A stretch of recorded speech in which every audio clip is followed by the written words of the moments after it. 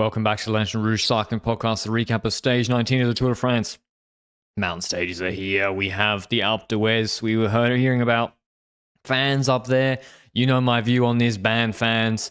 Let's go back to 2020 mode where we just heard the ASMR silence of the birds in the trees. Nonetheless, we have fans on the road. It was a crazy atmosphere today. 128 kilometers from Gap to Alpe d'Huez. We start with uphill, the Col Bayard, 4Ks, 4.5Ks, 7%, Col du Noyer, 7.5Ks, 8.5%.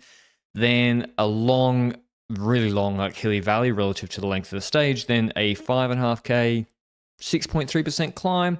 Then a descent. Then another 4K valley. And then Alpe d'Huez, 14Ks, 8%. It is kind of flat the last 500, 700 meters. It's steep at the bottom. I can attest to that. And yeah, short stage, explosive stage. Speaking of explosive things, we heard from the UAE camp that there was, well, not just heard, we saw on the road Yates crook, Wellens crook, Vermeersch maybe injured, McNulty abandoned yesterday, but not necessarily Pog crook, but they were not in the same bed anymore. Well, we have to mention the black shorts of yesterday. Oh yes, Pat. yes.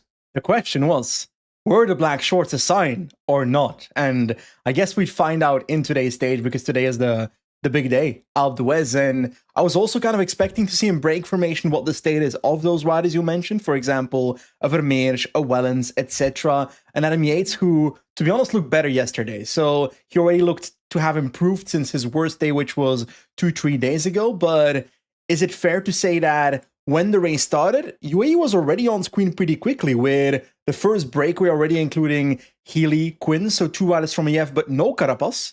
Keep in mind, KOM is important today, more important tomorrow, but already important today, especially on the first 2 climbs as well, which is the Col Bayard and the Col du Noyer.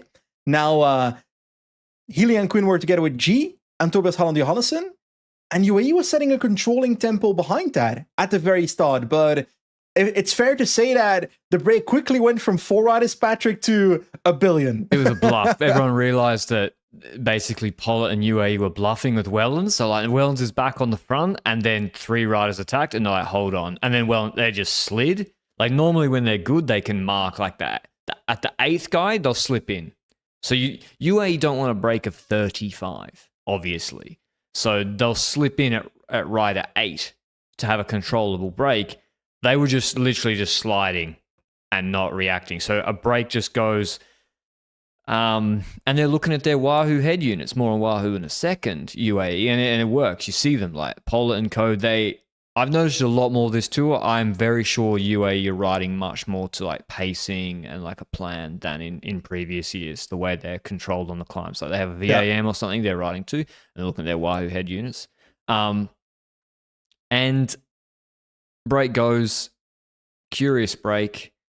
It has everyone that we expect in it. Carapaz again. It has everyone in it, full stop, except GC riders. There's a group of 43 people, Patrick, up the road, including the man that was destined to win today, Seb Berwick. Exactly, he gets in the breakaway. Pretty good from him. I would say, I think it was a mistake. In the end, it wasn't a mistake, but maybe they knew what would happen. But like Del Toro needed to be more active in break formation, I thought. Okay. Like Pog was doing yesterday at the climbs, when the groups of 25 are going, Pog would just go in. Because he's like, I don't know who's in this group. They get not lucky but it's just Sykes, Remco, they're not jumping. They don't care. Or Skelmer, this is the break. If Skelmer jumps in this break, for a chase, I guess, but... Or Ayuso, even with him looking worse. But the fact that he looked worse probably made the decision in his head that he won't do it, you know? Exactly. So it's a huge break. The list of riders is 4 Vismas, over half the team, I think. Armirel pulling full gas. He rips it open. He's got Jorgensen, Kuss, and Piganzoli there. EF have over half their team in there, just about. Carapaz, Baudin, Healy, Quinn. More climbers than rouleurs. I think they probably needed a walker in there. Benoit and Riccatello, which was a bit curious. I guess satellite riders for Decathlon, for Alpe d'Huez. Two Boras, Adam Yates there for UAE, also satellite rider. Ineos got the right guys. Aronsman with two tug buddies, Foss and Tarling. Brazafonso with Martin Pacher. Voisard from GC. Garcia Pierna, Romo, and Castrillo for Rubio. So we're seeing combinations that are perfect. Like Johannesson can win, got a teammate. Rubio can win, teammate. Koos, teammate. Trek and Lenny Martinez are the strange ones. So Trek get in with half the team. G, West, Pedersen, Simmons, Vacek. And credits to Pedersen. He wants to go for the 25 intermediate points. Lenny Martinez slips in here. He just gets in the back of the break. They didn't know he was there for a moment. Lenny Martinez before this stage was where in GC? 9th? Closer. 7th. He's been a high Marzabeldia for such an explosive rider. And French. No one has been talking about Lenny Martinez. Even Mohoric started saying that it was I'm not saying his direct quote. He was accusing the anti-doping test in the middle of the night for skipping 6S, as in the French rider high up in GC, but he's also got a French rider high up in GC. Even Mohoric forgot Martinez existed in that interview, but in this breakaway, I'm looking at a few things. It's like you said, Pedersen for green, he's going to want to try and survive these first two climbs, so that is something. In addition to that, I'm also looking at Carapaz versus Valentin Paré-Pancho, because I do think that EF overspend on this first climb, getting the expected outcome that they're not looking for. As in, I think there was a radio message on the screen. It was either, I think it might have been on the second climb. So on the first climb, we see the usual, which is Carapaz launching for the KOM points, Valentin Paré-Pancho out sprinting him. On the Col du Noyer, the second climb, Patrick, we see a audio message playing before it happens on screen, which we've said this a few times, by the EF team car, which basically says, Quinn, do closer to the top, then you can put Paré-Pancho in trouble. This is before Quinn has taken over, so I don't think this should be on TV, because it basically exposes their tactics. I mean, you are wearing an EF t-shirt right now, so... I actually like the shirt, but no connection to the team, to be clear. This dynamic, Col du Noyer, I think, is one of the most interesting parts of the race here. So... Pedersen does not give two shits about the GC threat of Lenny Martinez. Could not care less, nor should he. I mean, nor should he. He's making the break. He's got teammates. If he takes 25 intermediate sprint points here, he is going, theoretically, if he does it, Philipsen hasn't finished yet. 502 versus, I got to do quick maths. 502 versus, he would be 57 points ahead of Philipsen, which would mean if he just has a competitive result in the finish, on Sunday, and a competitive result in the intermediate sprint, even 5th and 5th in both, or 7th and 7th, he's mathematically won green. Not mathematically. He will win green. So key for him to get the intermediate sprint. Trek discuss and agree with EF. Let us pace on Noyer at Mads Pedersen threshold, where he, as hard as we can without him dropping. EF let them do that until the last 750 meters. UAE were ripe for the taking here. UAE were going as fast as the Gruppetto on Noyer. They on this 8% climb. They lose 2 minutes whilst Trek pays backwards and Vermeersch paces backwards on this climb, basically. And they need to get Vermeersch over, UAE, because Wellens is gone. He's on the radio. I'm out. I'm done, skis. And the added factor to me is because EF is doing exactly what's on that radio message earlier, they're basically hard pacing with Healy and with Quinn, not just to expand on the peloton, but at a tempo that goes beyond that to try and hurt Valentin Paré-Pancho in the breakaway. What are we doing? VPP's 10-0, right? VPP is going to beat Carapaz at the sprint, whatever you're going to do. He can win the Tour of Flanders, right? If you put VPP on the Quarmont or the Koppenberg, Pog's not dropping him, right? So okay, he's so hypothetically, explosive. let's say yes. Carapaz is not beating him. So you have two options. You either set, and maybe Visma make a mistake here too. But they also, Amiral barely got over this climb, so they couldn't go faster, but they could have got that gap out real big on Noyer. because UAE had to nurse Vermeersch over.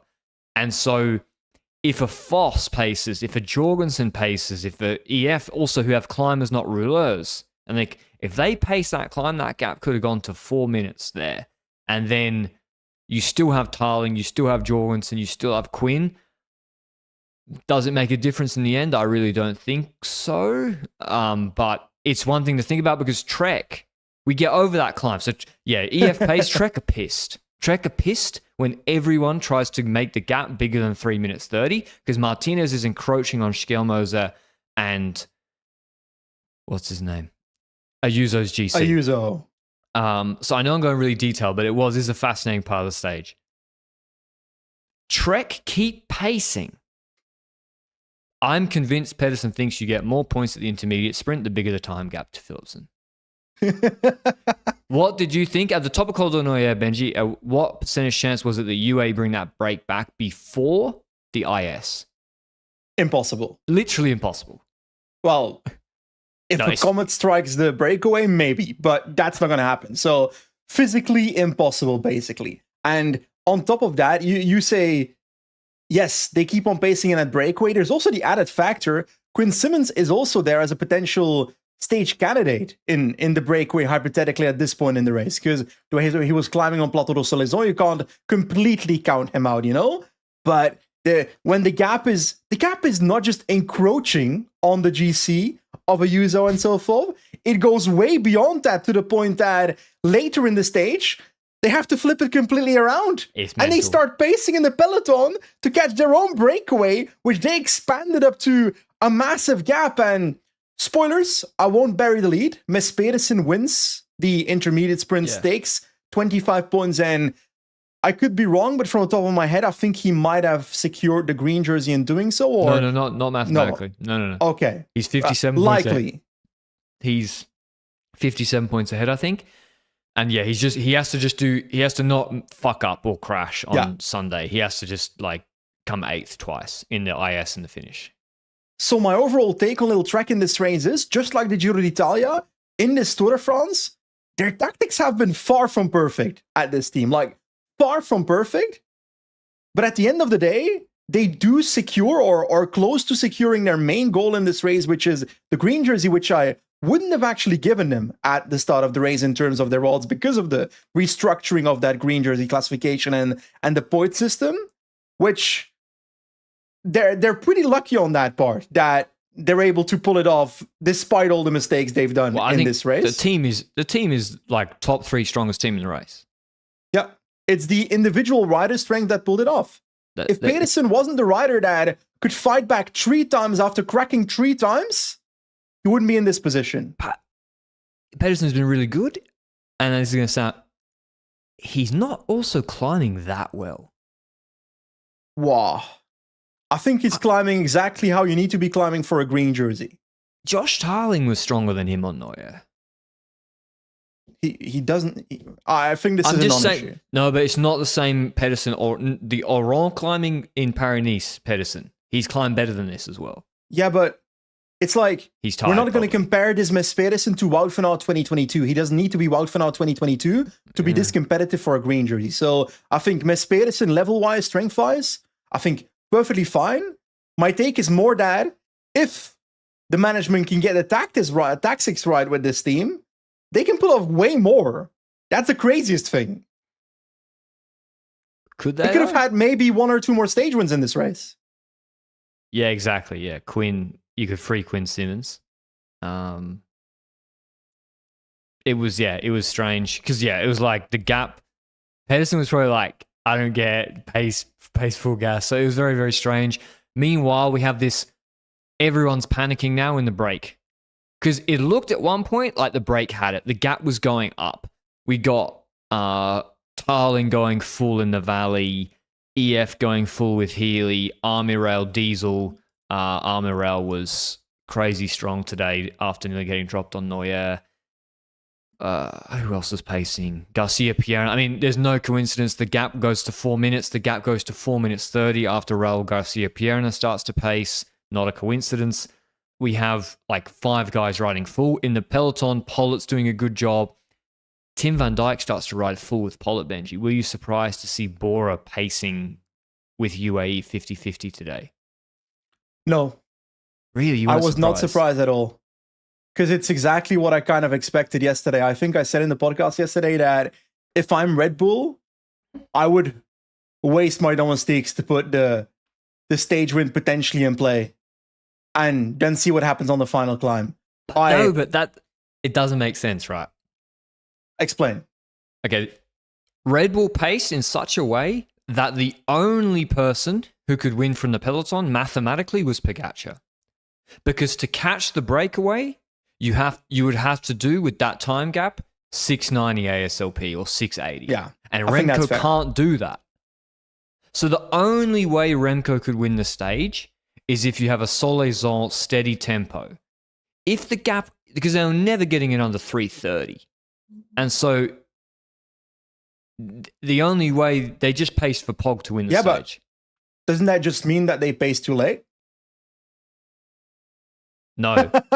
They pace, I think it's like a Solaizon thank you. Well, you know what my take was? If I was Red Bull, I would want to put the stage in play today. But why not yesterday? Because I think on a day like today, it's Alpe d'Huez. I'm sorry, but Orsier Merlet is not that relevant. What are you going to do? What are you going to do? Not respond to Pog when he attacks. They didn't try to win the stage. There's nothing. If Tadej Pogačar attacks, spoilers, with 12 kilometers to go on Alpe d'Huez, and you're Remco Evenepoel, you shouldn't respond. But that's what I'm saying. When in the race situation, you're pacing for the scenario in which Tadej Pogačar doesn't attack with 12 kilometers to go and does have diarrhea. Then the break is going to win because Remco can't catch. Even Remco knows because you're going too slow. No, it was like a thank you for solid. It doesn't, because if you want to win the stage, you pace for yesterday. Remco could have won yesterday. Yeah, but there's a massive difference between Odyssey and Merlet before two Alpe d'Huez stages, before two massive mountain stages. No, you've become a traditionalist. You've become get Benji in one of the cars. Hey, shall we talk about? You can say traditionalist all you want. Can we look at the prediction contest? Ease up, boys. Don't spend any energy today. We got some big stages coming up. Oh, but you can win today. No. Remco Evenepoel is 2 minutes 30 ahead in second place in GC. I wouldn't waste my team on 2 days before two massive mountain stages. So why pace today then? I think they shouldn't have paced as much yesterday. That's my issue with them. Yeah, of course, that makes no sense. Pacing with I would have swapped it the other way around. I was cheering for a break victory. Q365 also start the pace because Carapaz is going ahead of Pidcock in GC. By the way, why does no one stop Carapaz going in the break? Like Pidcock and Co, and they missed a big trick today. The break formation, I could have got in. Like, it was... No, but it wasn't like... It was just a choice to go in or not if you're a good climber. Yeah. It wasn't like nuclear. There was no policing. No. UAE had... I keep saying big diarrhea because I have my Instagram algorithm is just Doug Baldwin. And he's talking to the UFC fighter about his weight loss strategy. And he's like, yeah, you just you eat food that's off, and then you just can only drink water, and then you have big diarrhea, and then you lose weight, and your weight cut, and like that was UAE's domestiques today. So Pidcock and Ayuso and Skelmoza have no one but themselves to blame for letting Carapaz and Martinez in. I think from this point onwards, we need to ban the word diarrhea for the rest of the podcast. Sorry. I think we've had too much. I can't handle it anymore, Patrick. I haven't had any. Where were we? I haven't had any. We were in the Remco strategy thing. So they're pacing at this point. I don't mind them pacing. Benji doing free ads for Remco, but it's okay. It's not true. It's not true. Well, we just have a very different opinion on yesterday and today. I think yesterday they shouldn't have paced, and if they paced, they should have attacked and not done anything. He would have won yesterday. I disagree with you on that. You're doing a free ad for Remco right now. Remco is really good. Tadej Pogačar is better. Exactly. So it's out fucking d'Huez, mate. He's not good. We all know Pog is like, we did the black, like, I know we've been very jovial the last couple of days. Let's get serious. neither Benji nor I actually thought the black shorts meant Pog had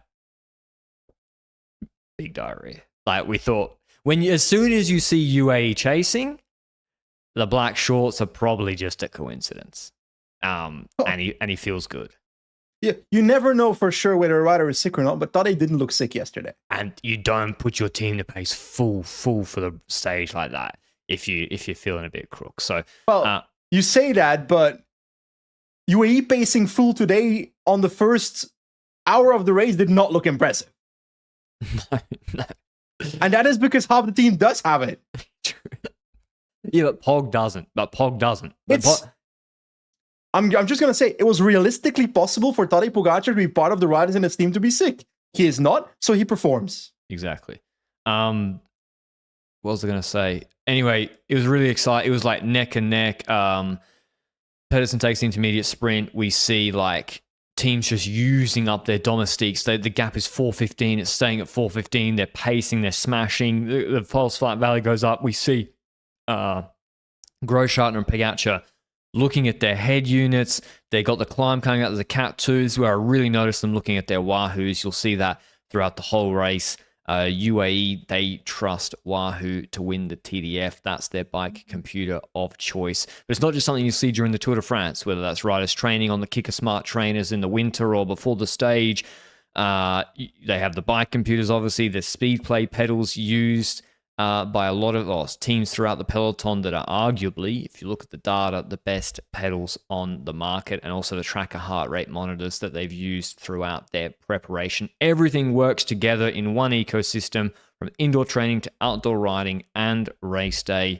It's also my one of choice. I've been using Wahoo for like 10 years plus, or 8 years plus, I would say. With my own money, I prefer the intuitive UX of the Wahoo bike computers. And that's exactly what Wahoo offers every cyclist. Whether you're riding your first Sportive, whether you're trying to break the Alpe d'Huez record, whether you're training through the winter indoors, you can build your training around the same connected ecosystem. So head to wahoofitness.com to learn more and see what Wahoo can do for your riding. I can personally recommend the Roam and Bolt bike computers. I really, really like them. I've been using them, as I said, for a long, long time. Okay, we get to the Cat 2. Armirel and Foss pacing a bit. Even Carapaz pacing for the KOM points. Benji. Behind, we see Q365 and Grosschartner. And then he's bailed out by Derek G. West. Derek G. West starts pacing. He was in the breakaway initially pacing there. Now he's pacing in the peloton afterwards. So he's now undoing the work he's done before, which is a really fascinating take. We've gone into it earlier. There were people dropping though. And I think Admirai was a hard part of that, because the way Admirai was pacing on this climb, he was nuclear today. He hard paced this climb, he hard paced afterwards to the foot of Alpe d'Huez. Really strong ride. I think MVP when it comes to the breakaway, maybe in terms of domestique work. And I think in the process, Adam Yates and Piganzoli were being dropped on the second last climb as well. Carapaz ends up taking the K1 points there because VPP was dropped. VPP was dropped in the valley for sure, before the climb. And Johannes, for some reason in my head. Good climbers were getting fried here. Basically every small climber but Carapaz, Martinez, and Kuz got fried here, and Rubio actually didn't get dropped either. Now, the factor here is, over the top of this climb, the peloton is only 11 riders, Patrick. So we can talk about the pacing in the peloton, but it's clearly having an effect on the peloton. It's partially because half of the peloton was in the breakaway. That's an added factor. But also on top of that, there's riders where treks in this peloton after G has paced with just Ayuso and with Skelmose. So one of them will have to get some water from the car on the before we get to Alpe d'Huez, or get it from the team cars that are parked technically at the foot of Alpe d'Huez. We'll get to that in a second. But the breakaway at this point is Admirai Kus, Cataneo for Red Bull, so still a satellite rider. Quinn Simmons still up there for Trek. Then Carapaz as stage hunter. Benoit and Riccitello for Mr. Sixas as domestiques, or what do you call it? Satellite riders. Tejada for Astana. Lenny Martinez for stage plus GC. Arensman and Voss trying to go for the stage in Arensman. Han Johannesson, like you said, fried before, but is still there. And Romo and Rubio here. So RGP, what happened, buddy? He probably worked for his teammates, though. RGP was pulling on the flat. He killed UAE. I was not going to give your Messiah any credit. Romo didn't pull. He should have pulled that flat. We see on the descent, it was 4 minutes 13. Grosschartner brings it to 3:58 with G West. And then on the descent, Mads Pedersen waits. To pull the last bit in the descent. I'm not sure that it kind of, I think it hurts the GC riders, frankly. Like, Baronese fried his... Yeah, it killed Schelmoser pulling like Was that. it last year or this year that it fried Schelmoser? Yeah, last year before the steep hill, I think. Yeah. But you're right. The gap was 3 minutes 40. That's the important factor. At the foot of Alpe d'Huez, the gap is 3 minutes 40. It's, like you say, Pedersen pacing in the peloton.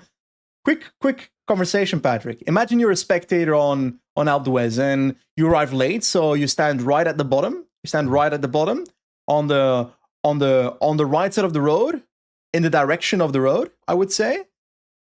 You stand there. Let's say you wait an hour or something before the race starts. Oh, let's see these riders. Let's go. I want to see this peloton storm of the race. The race is about to arrive. 10 team cars arrive, park like a wall in front of you. Yeah, wow. And you can't see the riders right up Alpe d'Huez. You would have to pay me. I was thinking about this. 50K. Let's hear it. 50K to have gone to this stage. Out of touch, Patrick is back.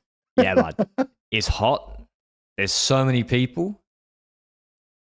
All right, because I would lose a year of my life after from the stress. There's no way. Yeah, so you're losing a year off your life. What's a year of your life worth to you? So when you put it like that, you're not losing a year of your life for going. You're also getting some pretty good experiences, I reckon. No, you're not. You have cars just park in front of you. You have people. If you stand on the stupidest spot ever, yeah? You can't see anything. I don't know. 50K, yeah. Like, insanity. A year of your life's not worth 50K to you? How much would you... If we didn't have a podcast and someone paid for my travel, I'd do it for free. Stand there on Alpe d'Huez. No concessions. Yeah. As a cycling fan, yes. What do you mean no concessions? What does that mean? I don't know the word. There's no shade. There's no drinks. You know this thing called a hat to purchase. There's no. I am Mathieu van der Poel. I will stare at the sun. I think I'm a massive introvert, so that's what we're basically getting to here. Anyway, I don't like big crowds. Okay, 12.5K to go. So we just started the climb. It's done. Break. We've got Mr. Arendsman attacking already very early on the climb, and Lenny's in the wheel. Sepp Kuss is closing that down. Carapaz and Riccitello close that slowly. So we've got roughly 5 riders still in the game for the actual victory. I think Van Geel starts to take over in the peloton, starts to drop the likes of Pidcock and Ayuso, but I think it's fair to say that an attack from a big man is coming pretty soon. And was it with 12 kilometers to go? Yeah, Pogačar just rolls off the front. The pace wasn't high enough in the GC group. No one tries to follow him. And his attack was not like crazy hard because Nicolas Prudhomme thinks about trying to follow it. He could have almost snapped onto the wheel, but he was waiting for Sykes. Marc Matteo, we believe in you. He says ban power meters and bike computers. Everyone's just looking at their bike computer. And I'm not sure that's actually true. They can ride to their own threshold on feel. But the Pogačar's gone. The break is done. I've never seen the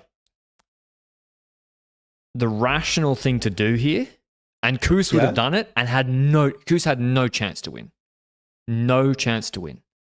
But he was willing to relay with the 2 guys who could win because they're as good as him at climbing. They're way more explosive. Martinez and Carapaz. Lenny Martinez and Carapaz rode this climb as if Tadej Pogačar wasn't in the race. It is the most insane thing I've ever seen. And it's like the Rui Costa thing where people have a mental framework of like game theory optimized behavior. They have a mental framework of how you ride to win a stage. And it is only in that framework where there's no one chasing behind. And they're like, you have to let others eat. You eat their plate before you do anything. You never ride with them in your wheel. That's how Carapaz, Rui Costa, Valverde, Lenny approached the climb. There's a problem with that. Pogačar's gaining like fucking 20 seconds a kilometer. It's maybe more. I'm sorry, but looking at these last 9 kilometers in the breakaway, it's unbelievable. Carapaz attacking, etc. So Kuss was the first to attack and creates that breakaway with Carapaz and Lenny. That's how it how it gets created in the first place. That's I how thought they were going to pull. Well, I never expected that because Really? Carapaz is included, and Richard Carapaz does not just hard pull. He start-stop attacks until he gets rid of everybody, and that sets his train tempo to the finish line. So he first does his Jaguar de Tulcan jump, and then does his Locomotori del Carci, whatever it is, diesel train to the finish. That's his strategy. Because his strategy is very different. Carapaz attacks maybe 5-6 times.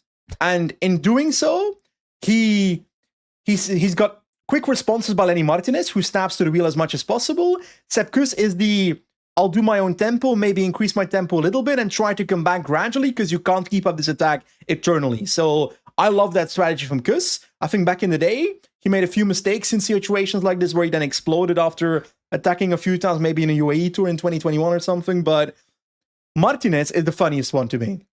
On one end, I agree. I think Carapaz is better off relaying and riding steady tempo with everybody to the top. But this is Carapaz. You won't ever change him.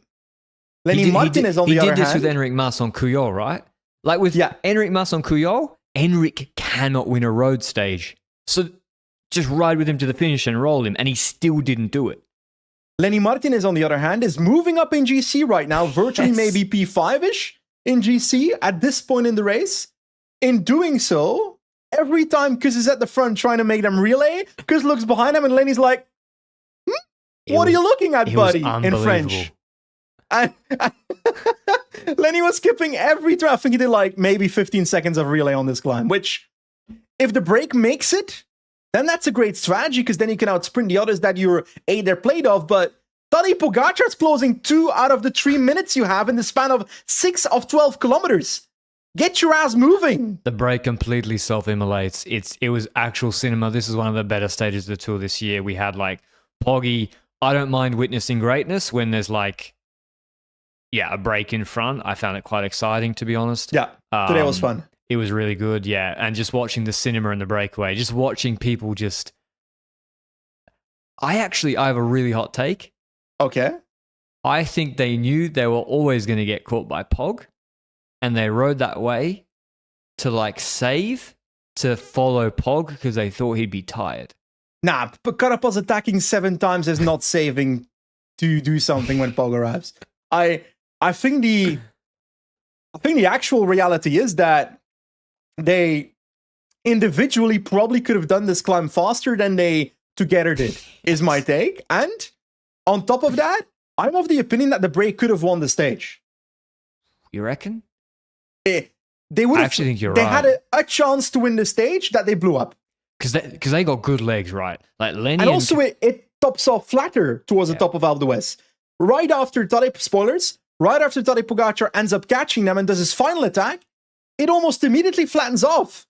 If they survive 500 meters longer, which means if they collaborate, for a 20-second extra gap, which was realistic in my opinion, then they could have won this, I think. It makes no sense. It makes no sense because Kuss would have pulled and they could roll him. Lenny should pull for GC, and then Lenny doesn't need to drop anybody. He should just pull. Yeah. He doesn't need. He's got a nuclear sprint. Carapaz has to pull and then pull, but let the others still pull more. But pull, don't attack them. And then in the last 4Ks, 3Ks, the games can start. They started it from 11Ks to go. And yeah, you're right. When you look at how close it was, they could have won. I don't see how Kuss could have won because they were never letting him go. That's a problem. but he would still probably just pull. Yeah.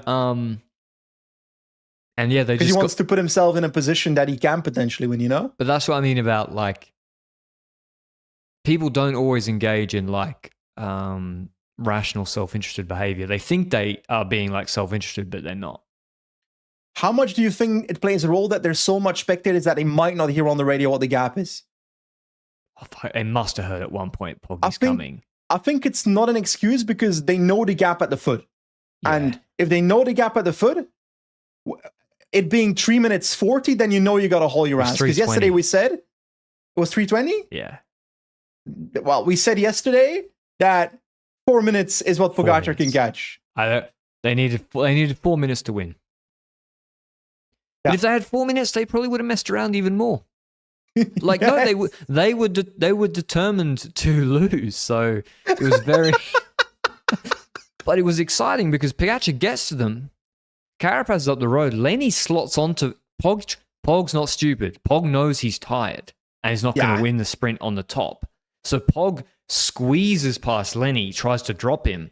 Lenny knows it's coming, gets up to speed and sprints into his wheel. Carapaz, when Pog's about to get to him, sprints ahead of Pog to get over the lip so that he can then slot in the wheel on the flat section. That they knew what was going to happen.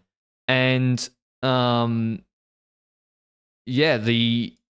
we get to the final point. Carapaz is in the wheel. Pog squeezes Carapaz off the wheel. He does his seated attack. Lenny, at the end, thinks he could have followed if Carapaz didn't drop the wheel. And this was the last moment Pog had to do it. Because straight after that, it's descent and then flat sprint, where I think Lenny might have rolled him. But it's too bad. He drops him out of the wheel. Pogačar wins the stage. Incredibly entertaining. 6 seconds ahead of Lenny. 9 seconds ahead of Carapaz. I mean, I think Lenny and Carapaz level today was... When you look at how much time like Pidcock lost and they were in the break, really, really like crazy good performance. I think Lenny and Carapaz would have been with Sykes today. Yeah, strong ride. Well, Lenny is also a real GC rider. Carapaz is a GC rider that ended up falling out of GC and resulted in going for stage as a consequence. He probably could have gone for a top 10 in GC easily with the level he's shown in this race, Carapaz. but he went eighth. for a deliberate decision. What's He's that? eighth. Is he? Oh yeah, because he moved up yesterday. No, because they were also so strong on the climb today. Like, they took time. They did the climb faster doing all their nonsense than Ayuso, Pidcock and co. Yeah, like by the way, we have to add it too. Tadej Pogačar wins the stage. In doing so, breaking the Alpe d'Huez record, 35 minutes, 27 seconds. What was the previous record by Pantani? 36:40 or something. 46. It's a pretty comfortable gap too. And it's also not the ideal situation. Like, sure, he had Adam Yates as a satellite rider up the road. True. That helps in some sense. But when he arrived at Lenny and so forth, there was a second of hesitation there. On top of that, you can't tell me that Tadej with a proper lead out can't go faster than this. I think this is it. I think depends on the... I think if Del Toro leads out the first whatever kilometers, then he can go faster. Yes, he can go faster. Sorry. He can go faster. Yep. But he shouldn't. Del Toro shouldn't, to be clear. The thing is when you're level, like Pogačar's level to the other guys here is really, it's a big difference. Yeah. And it's almost actually the sooner he goes, like when he did, the sooner he goes, just actually the faster he will go, because no one can actually pace quick enough for him. And if he can separate immediately, then there's no tactical games that play a role. Then there's no start-stop anywhere. If Jonas was hypothetically here, and let's say hypothetically that he's grown to a level of Tadej Pogačar, which I didn't expect to see at this stage, but if that in an alternative reality is true, then Jonas might follow, then it might lead to start-stop, then eventually it might lead to a much worse time on the actual climb. So he would have had to have attacked harder. Yes. Like he rolled off the front here, basically. The podium battle we haven't referred to. Also, so there were many battles. Break, Pogačar, now the podium battle. The Sykes was pacing. We had a double satellite rider, Benoit and Riccatello. I think Sykes, I'm not sure he did the right Alpe d'Huez today. Maybe for the way he likes to ride, maybe he likes one pace, but at the end of the day, he needs to take time on Del Toro. And so pacing him up the Alpe d'Huez is not going to achieve that. Well, it depends on which Del Toro you have from this race. Because you've seen Del Toros that struggled under just tempo in the group. Sure. So I don't hate it, but I think strategy-wise, I don't think the outcome would have changed based on if Sixas went for trying to attack with, let's say, 6 kilometers to go on this climb and try to start-stop activities that way. I think he's more likely to be the victim, especially in hindsight. I'm saying this in hindsight because beforehand I didn't know where it would go, both Excel or Del Toro on this climb. But I'm saying you're risking losing further time. But sorry? He's risking losing further time by pacing with Del Toro in the wheel the whole time. Yes, then again, he's got like minutes on the next rider in GC, so he can afford to risk losing time, actually. No, not to Del Toro. Well, yes, if he wants to stay in the fight with Del Toro for tomorrow, I agree. Yeah. But he doesn't risk losing time to another rider. Nah, yeah. Danger for his Skelly's top never 4. dropping him. Yeah, Skelmo's is never dropping him. That's the take I'm trying to build here. But there is an attack, though, in the peloton. I think it's with about 3.5 kilometers to go. Remco Evenepoel makes a move. And it's in a spot where you've got loads of spectators.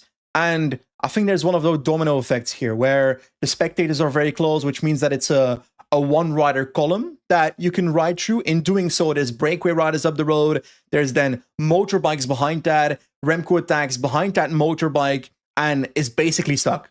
And I do think that negatively affects his attack here a little bit because he had to literally brake. You saw it on the motorbike on this climb.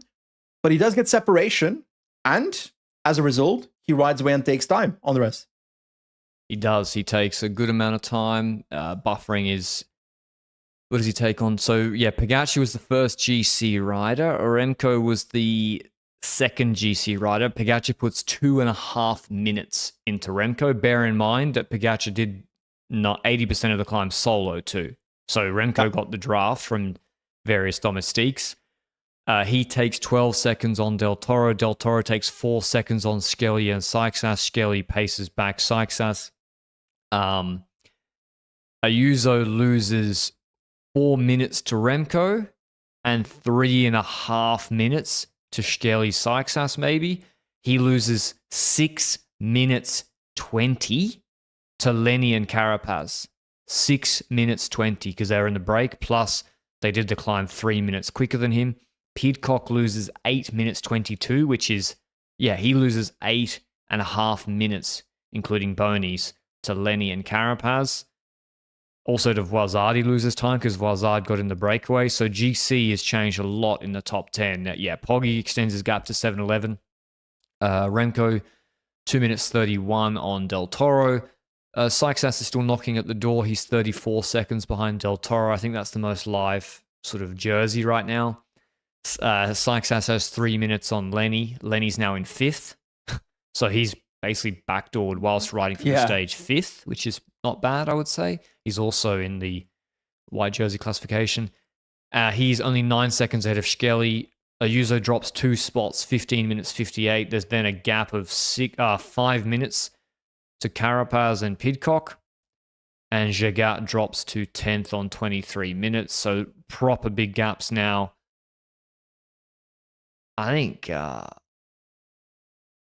going to be tough for Trek to do anything to Lenny.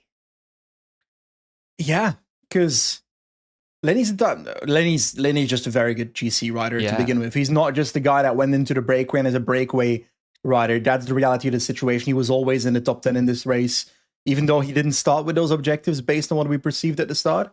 But I don't think Lenny can go in the break again. That's clear. I don't think Trek can either, to be honest. They're still within that range that if they attack, then Bahrain will be worried, then Decathlon will be worried. Well, tactically they have to, but I think Juan Ayuso himself at this point is just trying to survive this race. The problem is, like, tomorrow it's just the legs. Like, you can't really backdoor GC with a transition stage anymore. You can't get... Because with Trek, if Ayuso's like this, you can still whack Ayuso in a break or Skelly in a break somehow with Simmons, G, West, Pedersen and go crazy, and maybe no one can do anything about it. But tomorrow, you can't do that because tomorrow it's Le Bourg d'Oisans to Alpe d'Huez, 171 Ks, 5.5K elevation gain, maybe 6,000.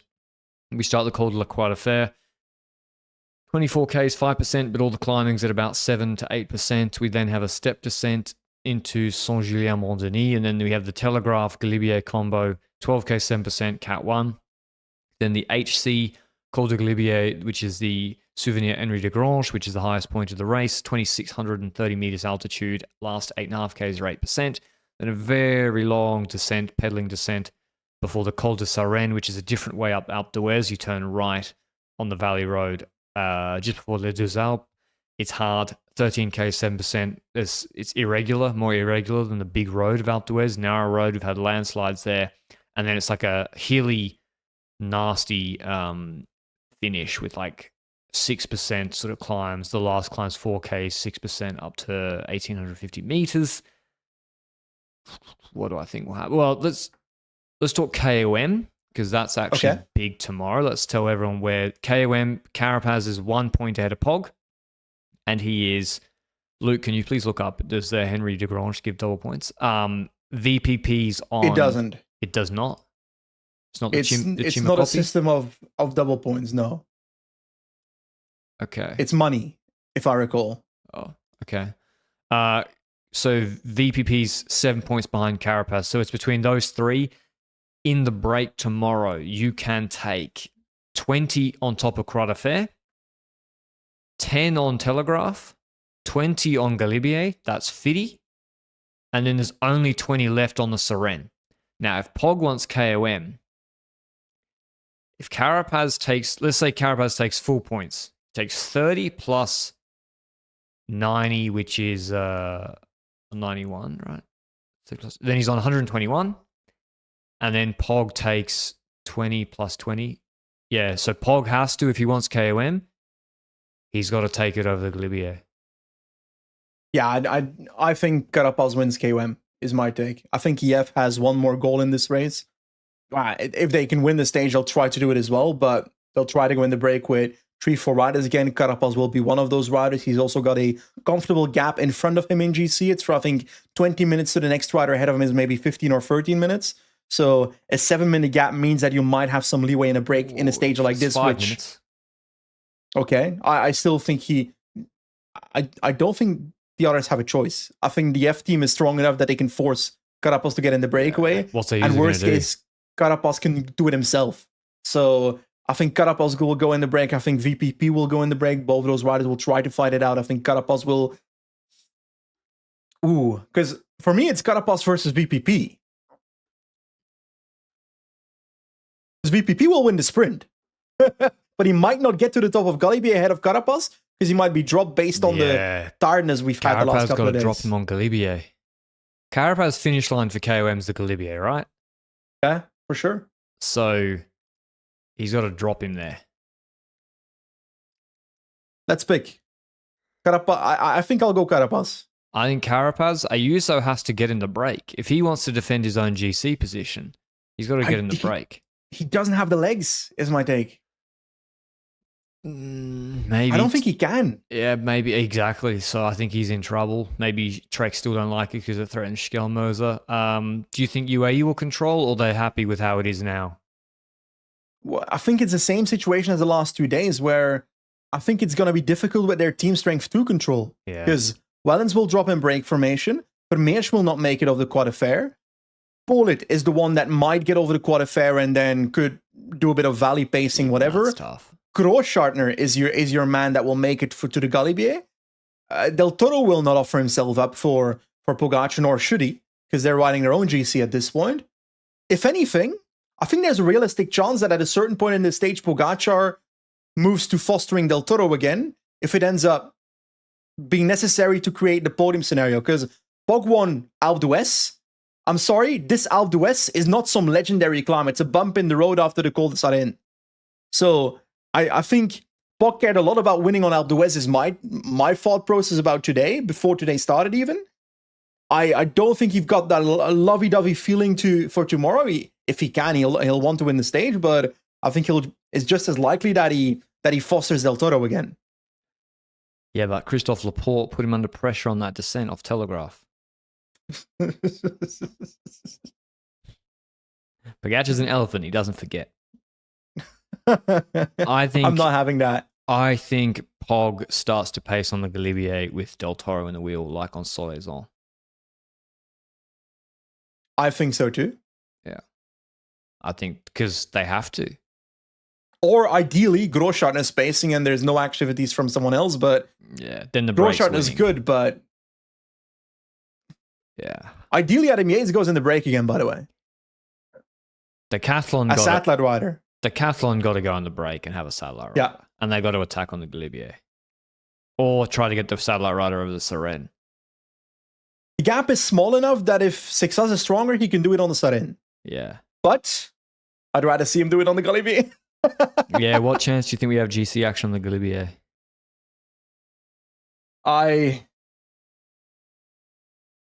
It's 2026.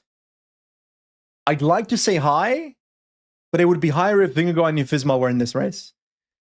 Yeah, I think it's really up to Decathlon, and I think they, as you say, the gap is small enough that if you drop him on Seren, if you drop Del Toro on Seren, you have a satellite rider, you'll take your 30 seconds back. But then there's a world in which if that scenario happens, that Pogačar literally waits on Del Toro. Yeah, exactly. It's crazy to think about, but this is the last mountain stage of the tour. UAE can lock in the podium with Del Toro, and Pogačar's got 1 billion minutes to play with to do that. So that's why I think they have to do on Galibier. Get Benoit get Prudhomme. Oh, he can't descend. I'll say it again. If Vingegaard was in this race, 100% attack on Galibier. With Sixas, I'm like 50-50. I don't know what they'll do. I don't think it'll happen. It'll be Seren. They've not been aggressive this race. Well, they've hard-paced a few times when it wasn't their responsibility to do so, though. True. So even on the stage where Del Toro got in trouble, it was them pacing as well. And Visma.